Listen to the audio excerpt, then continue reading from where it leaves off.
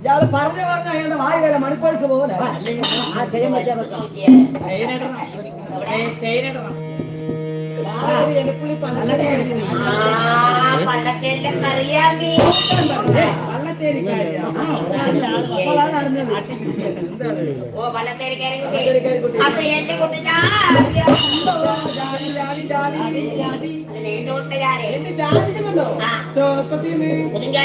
കുളിക്കാൻ പോവുക